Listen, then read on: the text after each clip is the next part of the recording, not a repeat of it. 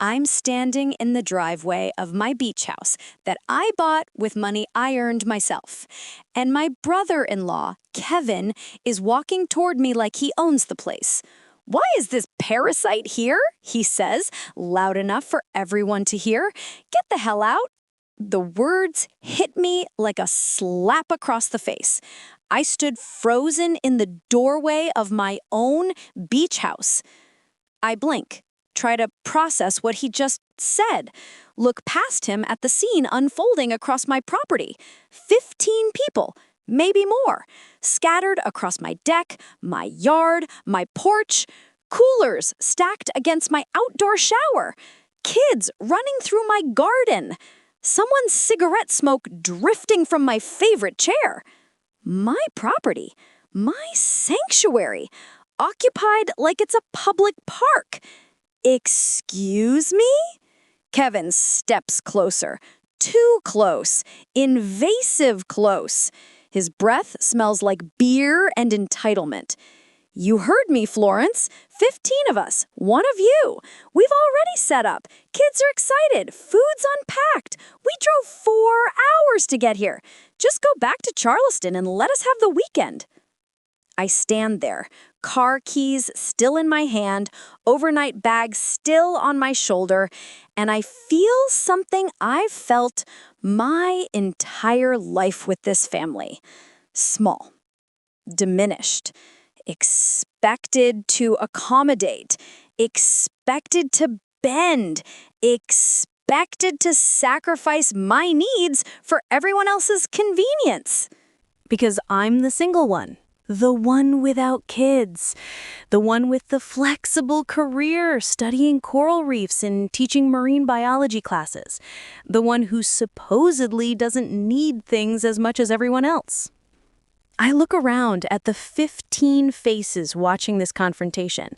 Some look embarrassed, some look uncomfortable, but several are actually smirking, enjoying my humiliation, watching the family doormat get walked over one more time. "Kevin," I start, trying to keep my voice reasonable. "I drove 2 hours to get here. I have work to do this weekend, research papers to write. I planned this. And I planned this reunion 3 months ago." He's not even pretending to be polite anymore. "Sometimes you don't get what you want. Welcome to being an adult. Now leave before I have you removed for trespassing." The irony of that statement, threatening to have me removed for trespassing on my own property, is so absurd I almost laugh. Jennifer finally speaks up. "Florence, just let it go. It's one weekend. Family is important. I told you 2 weeks ago I was coming this weekend. We had a whole conversation about it. I thought you'd understand." She's using that tone. The one that says, I'm being difficult. The one that positions me as the unreasonable one for having the audacity to use my own property. "I thought you'd be flexible." I stand there for a long moment, looking at Kevin's smug face, at Jennifer's inability to even defend me, at the 15 people who've colonized my house like conquistadors, and something inside me shifts. It's not a big moment, not dramatic, just a quiet realization settling into my bones. I'm done.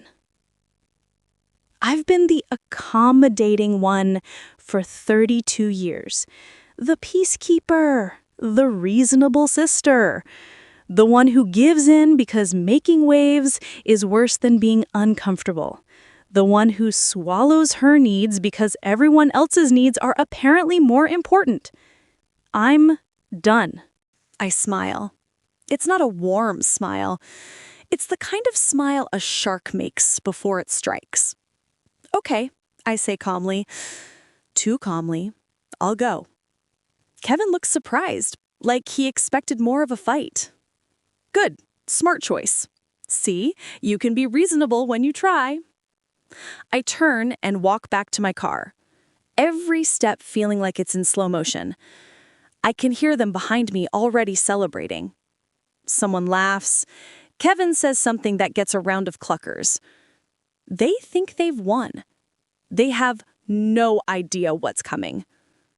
I get in my car, start the engine, and as I'm pulling out of the driveway, watching 15 people settle into my house like they have every right to be there, I realize something that makes me smile for real this time. They're about to learn a very expensive lesson about property rights. My name is Florence Mitchell. I'm 32 years old.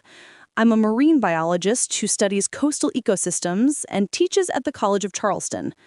I've spent my entire life being the accommodating one, the easy sister, the one who doesn't make waves. Not anymore. Let me tell you how I took my life back, starting with taking my house back. I drive exactly 3 minutes before pulling over to the side of Highway 17.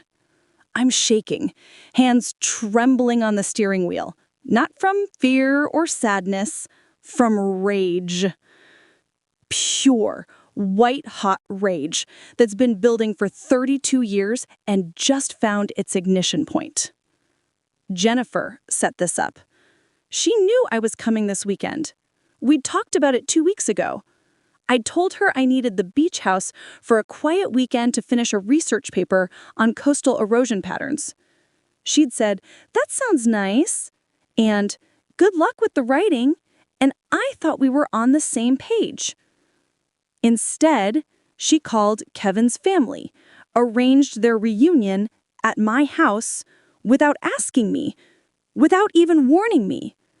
And when I showed up, she wouldn't defend me, wouldn't even look at me, just stood there and let Kevin call me a parasite in front of 15 people. I sit in my car, watching the sunlight sparkle on the marsh grass, and memories flood back. Patterns I've been ignoring my whole life suddenly coming into sharp focus. When we were kids, me, Jennifer, and our oldest sister, Carolyn, I always got the smallest bedroom. Florence doesn't need as much space. She likes to weed anyway. Jennifer got the big room with the bay window because she needed space for friends to sleep over.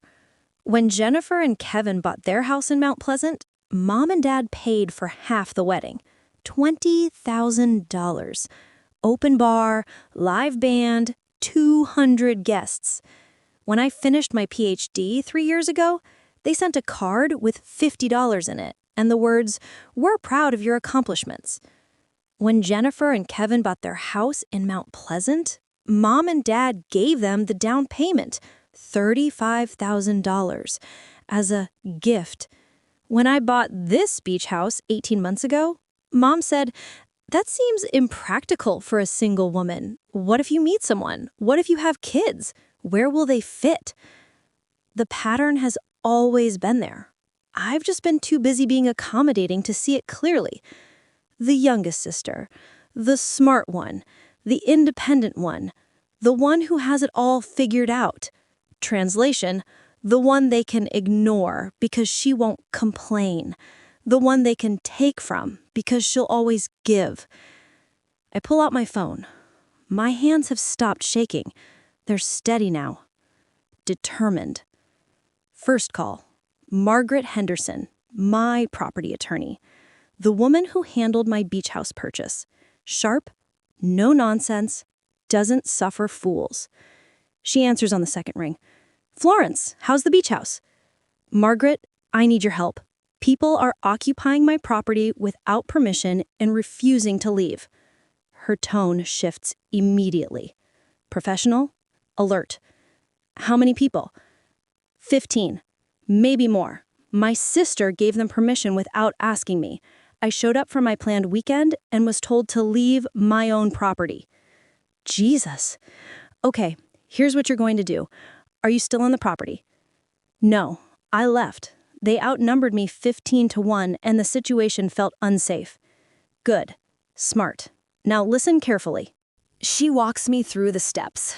Property law in South Carolina, trespass notifications, sheriff enforcement protocols, how to document everything, what to say and what not to say. The key thing, Margaret says, is that you're not overreacting. You're simply enforcing your property rights. They have no lease, no rental agreement, no permission from the legal owner. They're trespassers. The law is completely on your side. Thank you. Florence, don't let them make you feel guilty. You own this property. You have every legal right to control who's there. I hang up and make my second call. Coastal Property Management, the local company that handles my utilities and maintenance when I'm not there. Hi, this is Florence Mitchell, property owner at 847 Ocean View Drive. I need to make some immediate changes to my account. Of course, Ms. Mitchell. What can we do for you? I need you to disconnect power and water to the property immediately, today, right now, if possible. Oh, is there a problem with the systems? No, I'm just not using the property this weekend, and I don't want to pay for services I'm not using. Okay, that's unusual, but it's your property. We can have someone there within the hour. Perfect. Thank you. Third call, Charleston County Sheriff's Office, non-emergency line. Sheriff's Office, how can I help you? I need to file a formal trespass notification. I'm the property owner at 847 Ocean View Drive in Folly Beach, and there are currently 15 unauthorized individuals occupying my residence who are refusing to leave. Have you asked them to leave? Yes, they refused. I'm the sole owner of the property. They have no lease, no rental agreement, no permission from the legal owner. They're trespassers. The law is completely on my side. Okay, let me transfer you to someone who can take your statement. I spend 20 minutes on the phone with a deputy, giving my statement, providing documentation of my ownership, explaining the situation. By the end of it, I have a case number and a promise that deputies will be on site at 6 p.m. to enforce removal if the trespassers haven't voluntarily vacated. I sit in my car for another 10 minutes, making notes, planning, thinking through contingencies. Then I drive back toward Charleston. But I don't go home. I go to my office at the College of Charleston. I have work to do while I wait for 6 p.m., and I have a feeling my phone is about to start ringing. I'm in my office reviewing data on sea turtle nesting patterns when my phone rings at 2:17 p.m. Jennifer. I let it go to voicemail. She calls again, immediately. I decline. Third call, fourth call, fifth call. On the sixth call, I answer. What? Florence, what the hell did you do? The power just went out. The water's off. We have 15 people here, including children, and there's no air conditioning. It's 93 degrees. Oh, right. Since I'm not using the property this weekend, I saw no reason to continue paying for utilities. It's an unnecessary expense. You can't just... People are here. We have food that needs refrigeration, kids who need to shower. This is insane. Is it? Because from my perspective, what's insane is showing up to my property for my planned weekend and being called a parasite in order to leave by people who have no right to be there in the first place? This is vindictive. This is cruel. No. Cruel is what Kevin said to me. Cruel is you standing there and saying nothing. Cruel is letting strangers occupy my house without permission. I'm just exercising my property rights. Florence, please. We drove 4 hours. Everyone's here. The kids are excited. Can't you just what? Just accommodate you? Just be flexible? Just sacrifice my needs one more time so everyone else can be comfortable? No, Jennifer, I can't. You're really going to do this? Over one weekend? You're really going to defend this? You knew I was coming. You deliberately set me up to be humiliated. So yes, I'm really gonna do this. I hang up. 30 seconds later, a call from an unknown number. I answer. Kevin. I can hear the rage in his voice before he even speaks. You spiteful, vindictive witch. You think you're teaching us a lesson? All you're doing is proving what a selfish bitch you've always been. Turn the fucking power back on, or I swear to God. I pull the phone away from my ear. Let him rant. When he pauses for breath, I speak calmly.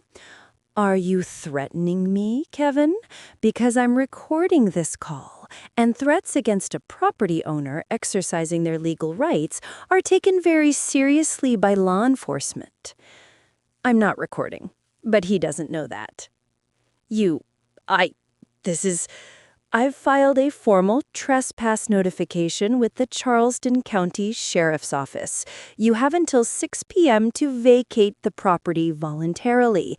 After that, deputies will remove you. I suggest you start packing. I hang up, block his number, save the voicemail he left. At 3:47 p.m., my mother calls. I almost don't answer, but I'm curious how she's going to play this. Florence, what on earth is going on? Jennifer called me hysterical, saying you turned off the power and called the police? Surely there's been some misunderstanding.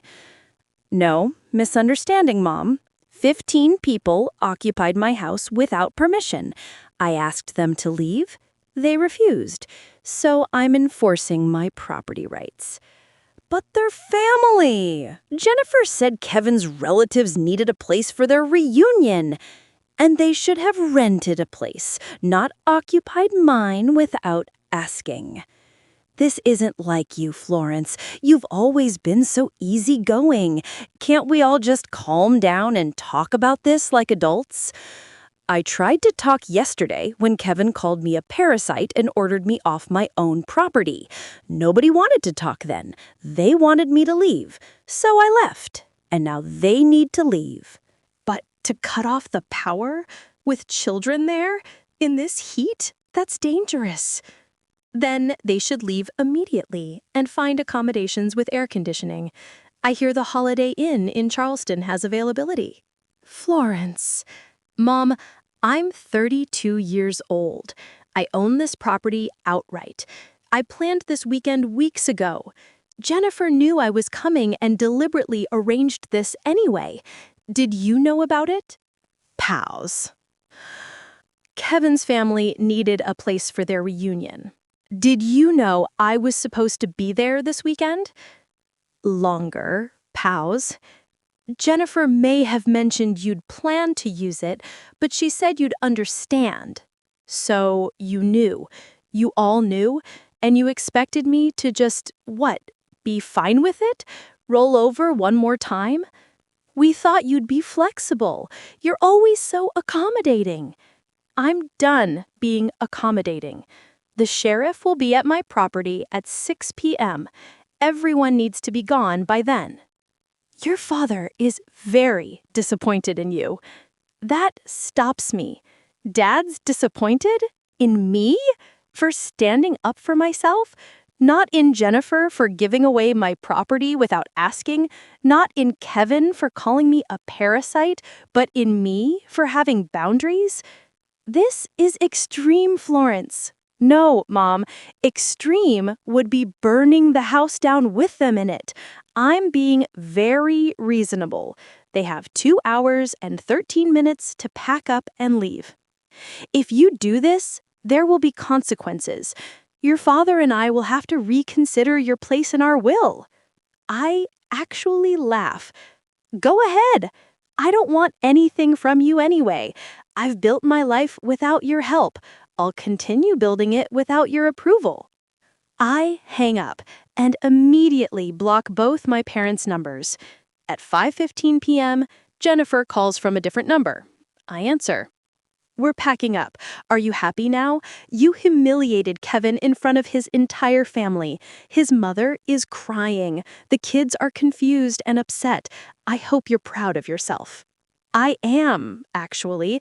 For the first time in a long time, I'm standing up for myself, and it feels good.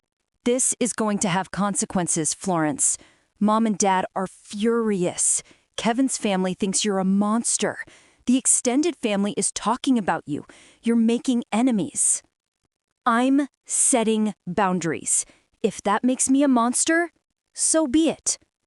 Don't come crying to us when you're alone and you realize you pushed everyone away. I won't. I promise. You're going to regret this. The only thing I regret is not doing it sooner. She hangs up. At 5:58 p.m., I get a text from my property manager. A photo attached. Empty driveway. Cars gone. Property cleared. All vehicles departed by 5:52 p.m. Deputies arrived at 5:55 p.m. and confirmed property vacant. No forced removal necessary. Property secure. I lean back in my office chair and close my eyes. Feel something I haven't felt in years. Peace. Pure, uncomplicated peace. Sunday morning, I wake up at 7 a.m. in my apartment in Charleston. Make coffee, sit on my balcony watching the city wake up. Then I get in my car and drive to the beach house. It's mine again. Empty. Quiet. Mine. I pull into my driveway at 9:23 a.m. The house looks normal from the outside. Peaceful. The morning sun catching the windows just right, my palm trees swaying in the breeze. I unlock the door and step inside. And my stomach drops. The house is destroyed. Not just messy, not just lived in, destroyed.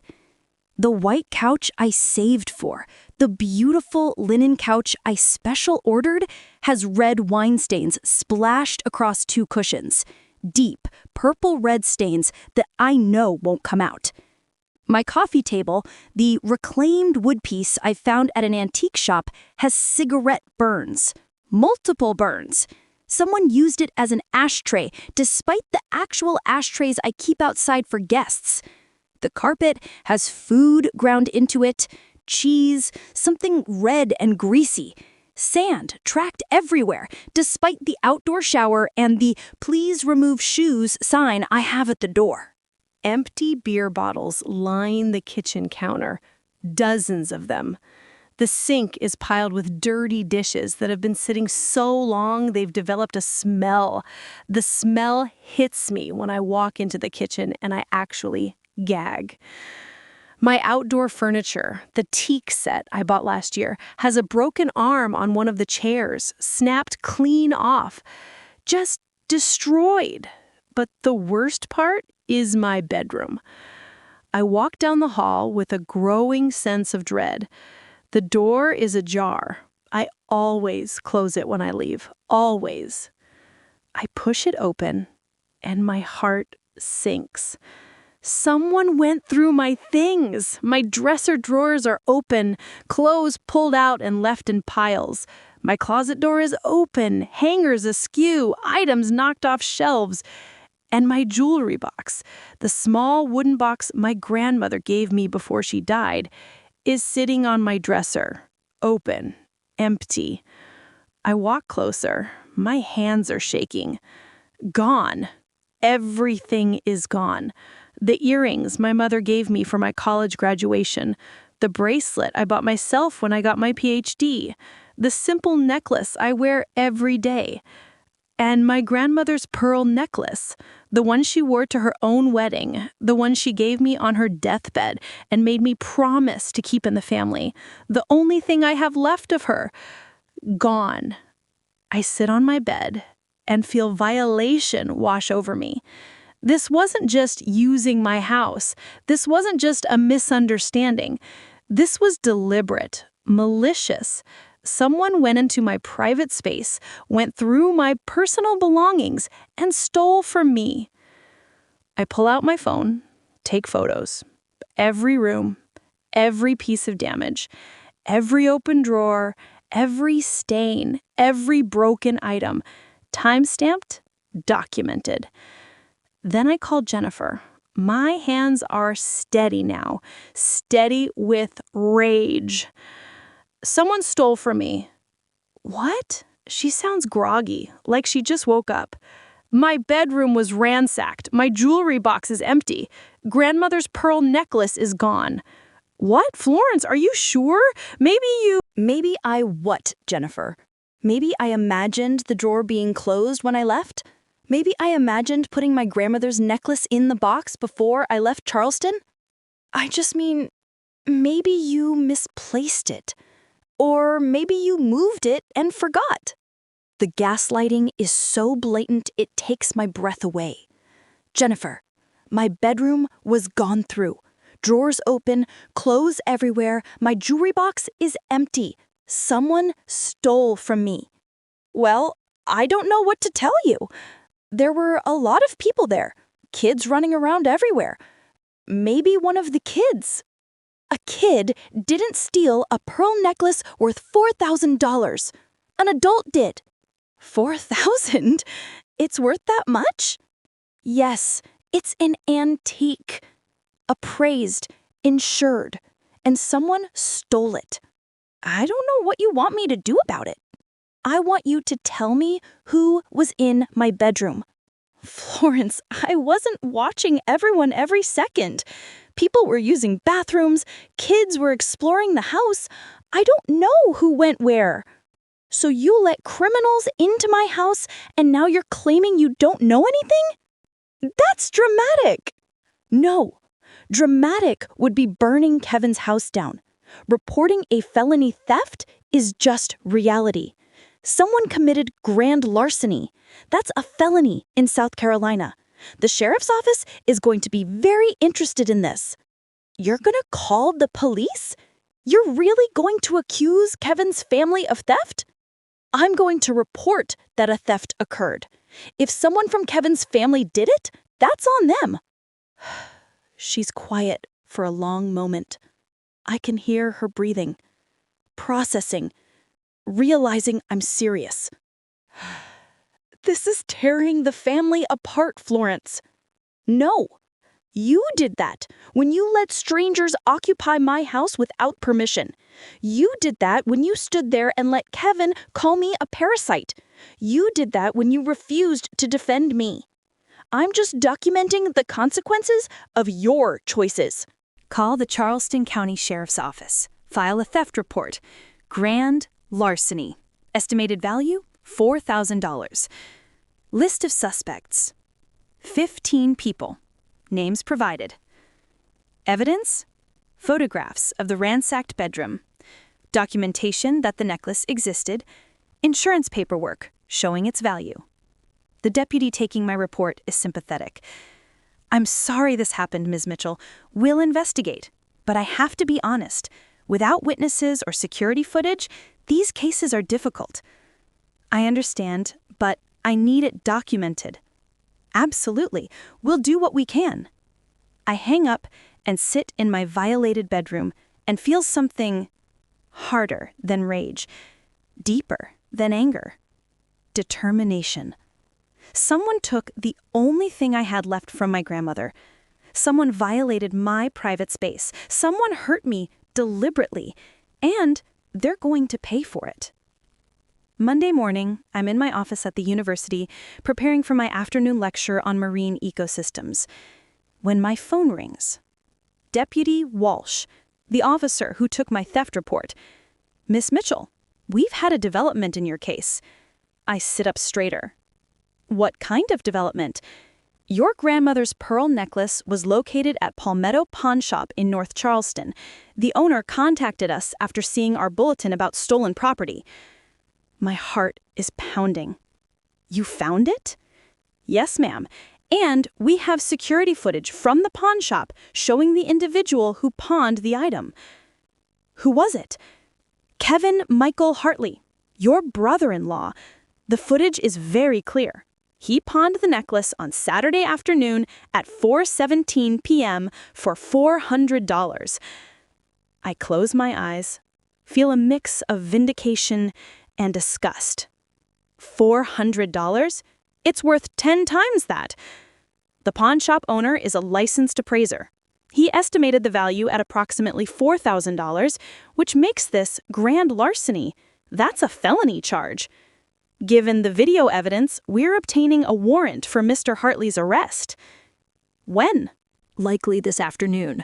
We'll let you know when he's been taken into custody. The necklace is being held as evidence, but will be returned to you after the case concludes. Thank you, Deputy Walsh. Just doing our job, ma'am. We take property crimes very seriously, especially when there's clear evidence like this. I hang up and sit very still. Processing. Kevin went into my bedroom, went through my things, found my grandmother's necklace, the one piece of jewelry that mattered, and pawned it while his family was being evicted from my house. He stole from me while I was enforcing my property rights, while I was standing up for myself, as a final F you on his way out. The violation feels even deeper now. My phone rings. Mom. I answer. What? Florence, please tell me you're not pressing charges against Kevin. How did you already know about that? Jennifer called. She's frantic. Kevin told her the police are coming to arrest him. Over a necklace. How could you do this to your own family?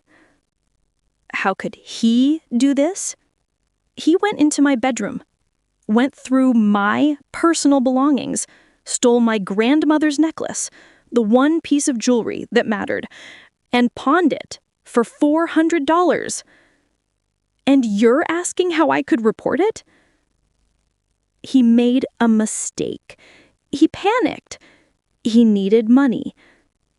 So he stole from me. That's not a mistake. That's a crime. It's grand larceny. It's a felony. He has 2 children, Florence. 2 little girls who are going to watch their father get arrested. Is that what you want? What I want is for people to stop stealing from me and expecting me to be okay with it. This is vindictive. This is you being cruel. No. Cruel is what Kevin did. Cruel is what you and Dad did, knowing I was supposed to be there and arranging this anyway. Cruel is 32 years of treating me like the accommodating one who doesn't have feelings.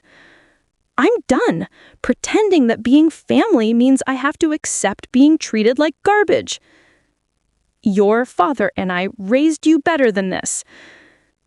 No, you raised me to be a doormat. I'm learning to be something else now. Someone who has boundaries. Someone who stands up for herself. If you don't like who I'm becoming, that says more about you than about me. We're cutting you out of the will. I already told you to do that. I don't want your money. I don't need your approval. I'm done trying to earn love from people who've never given it freely. I hang up, block both numbers again. At 4:37 p.m., Deputy Walsh calls. Mr. Hartley was arrested at his residence at 3:45 p.m. He's been charged with felony grand larceny. He'll be arraigned tomorrow morning. Thank you.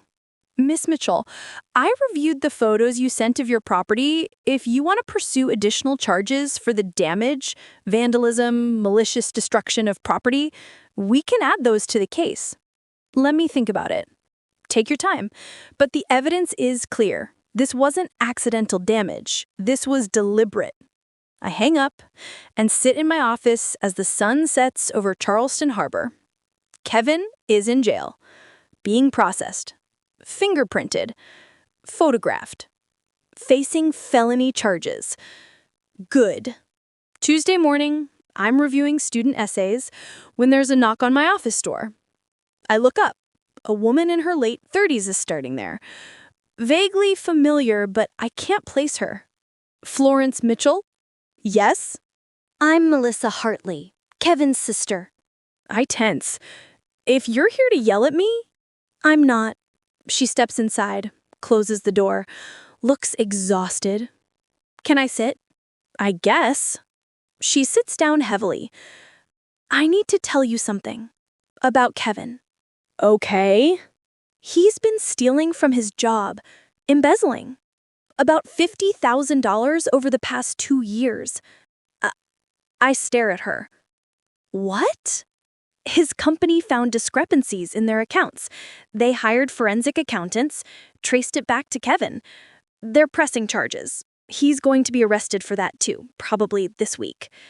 Why are you telling me this? Because our family, Kevin's family, is calling you a monster for pressing charges about the necklace. They're saying you're vindictive and cruel for putting him in jail over just a necklace. But they don't know about the embezzlement. They don't know he's been stealing from his employer for years. They think this is all your fault. It's not my fault he's a thief. No, it's not. And I wanted you to know, I wanted someone to know, that Kevin has been doing this his whole life, taking things that aren't his, lying about it, getting away with it because people cover for him or make excuses. Our parents always bailed him out, made excuses, said he was going through a tough time or under stress or whatever rationalization made it okay. She looks at me directly. You're the first person who's held him accountable. And honestly, good. He needs to face consequences. He's been stealing from you, from his employer, probably from other people too. Someone finally caught him. Why are you really telling me this? Because I'm tired of covering for him. I'm tired of the family acting like you're the villain when Kevin is the one who stole from you. And I'm tired of watching good people get hurt while bad people get protected. She stands. That's all I wanted to say. Kevin's going to prison, not just for your necklace, for everything. And he deserves it. She leaves. I sit there processing. Kevin isn't just a petty thief. He's a career criminal, and I'm the first person who refused to let it slide. Wednesday evening, my phone rings. Unknown number. Against my better judgment, I answer. Florence. Kevin's voice, strained, defeated. How are you calling me? I'm out on bail. Listen, I need to tell you something. I don't want to hear. Your mother set this up, the whole thing. The reunion at your beach house, she planned it. Everything stops. What? The weekend. Your sister letting us use your house. Your mom orchestrated it. She's the one who called Jennifer and suggested we use your beach house for the reunion. She told Jennifer you probably wouldn't mind, that you'd be flexible. You're lying. I'm not. Ask Jennifer. Your mother knew you were planning to be there that weekend. She arranged the whole thing deliberately. She wanted you to show up and find us there. Why would she do that? Because she wants you to sell the beach house. She thinks it's wasted on you. She told Jennifer that if you got embarrassed enough, you'd give up on it. She wanted you humiliated so you'd sell it and maybe give some money to the family. The room spins. You're making this up to hurt me. Call Jennifer. Ask her directly. Your mother set you up. She wanted you to feel small. She wanted you to walk away. He hangs up. I sit there, phone in my hand, heart pounding. My mother orchestrated my humiliation deliberately, intentionally, as a manipulation tactic to get me to sell my house? I unblock Jennifer's number. Call her. She answers on the first ring. Florence? Did Mom set this up? Silence. Jennifer, tell me the truth. Did Mom plan the whole beach house thing? More silence. Then quietly, she suggested it. She called me about 3 weeks ago. said Kevin's family was looking for a reunion location, said your beach house was just sitting empty most weekends, asked if we thought you'd let them use it. Did she know I was planning to be there that weekend? Yes. And she told you to arrange it anyway? She said you'd be flexible, that you'd understand, that maybe if things got a little awkward, you'd realize the house was more trouble than it was worth, and you'd consider selling it. And splitting the money with the family? She never said that exactly, but yes, that was implied. I can't breathe, can't think. My own mother set me up to be humiliated by my own family so she could manipulate me into selling my house. Florence, I'm so sorry. I should have told you, I should have warned you. But Mom said it would be fine, that you'd understand, and I went along with it. I'm so sorry. I hang up. Call my mother's number, even though it's blocked. She answers. Florence, you planned it, the whole thing. You told Jennifer to let Kevin use my house. You knew I was coming. You wanted me humiliated. Pause. That's not... Jennifer told me everything. You called her, suggested the reunion, knew I'd planned to be there, did it anyway. I may have suggested the house was sitting empty and seemed wasteful. You wanted me to sell it. You wanted me humiliated and upset so I'd give it up. I thought you needed perspective. That house is too much for one person. It would be better sold. Better for who? For me? Or for you and Dad and Jennifer who want me to sell it and give you money? That's not fair.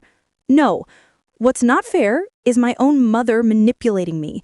What's not fair is 32 years of being treated like I don't matter. What's not fair is you orchestrating my humiliation to serve your own agenda. I'm done with your version of family, where I'm only valuable when I'm useful. Florence, we're done. Don't call me, don't contact me. We're done.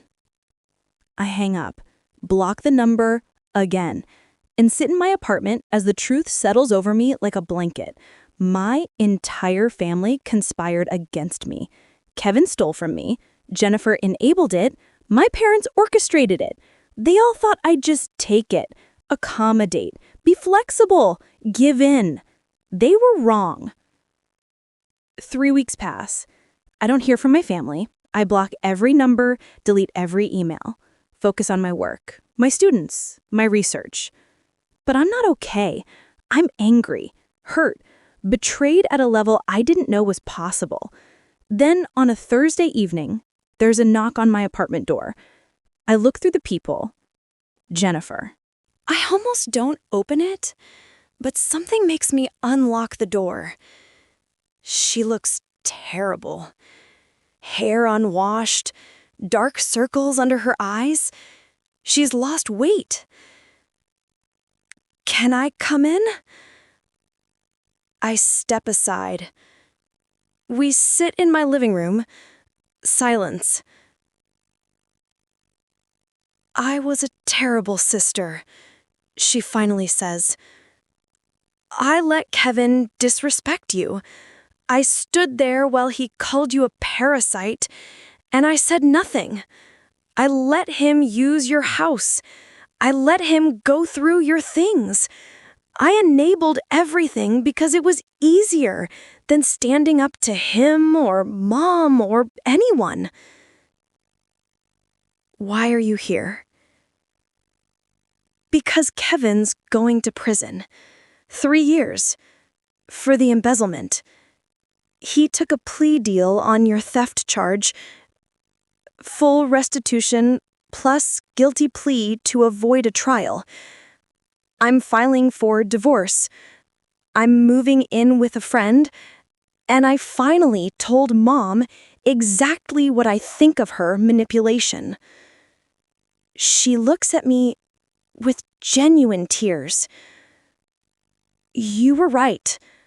About everything. Mom did set you up. She admitted it to me last week when I confronted her. She said she thought if you got a little embarrassed, you'd realize the house was too much for you, and you'd sell it. She saw it as helping you make a practical decision. That's not help. That's manipulation. I know. I told her that. I told her she hurt you deliberately to serve her own agenda. That she treated you like a problem to be solved instead of a daughter to be loved. She didn't want to hear it. Said I was being dramatic. So I hung up on her and haven't spoken to her since. Why should I believe this is real? Because I'm not asking for anything. I'm not asking you to forgive me, or take me back as a sister, or give me another chance. I'm just telling you the truth. What happened was wrong. What Mom did was wrong. What I did was wrong.